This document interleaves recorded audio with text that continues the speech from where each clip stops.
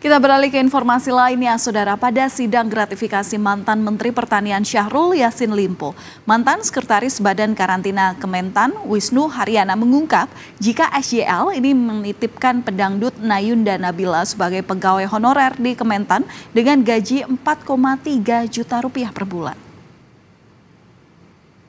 Wisnu mengatakan Nayunda ini sebenarnya menjadi asisten anak SYL yang juga anggota DPR dari fraksi Nasdem, Indira Cundatita. Dia mengatakan gaji Nayunda dibayarkan oleh Badan Karantina Kementan. Namun selama setahun sebagai honorer, Nayunda hanya masuk ke kantor selama 2 kali.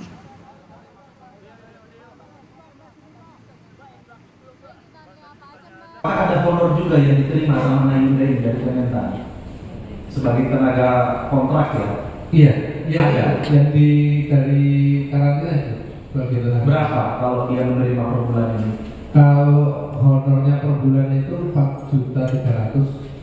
4.300.000. Iya. Baik. Tadi kan disebut dia akan menjadi ajudan Bu Tita.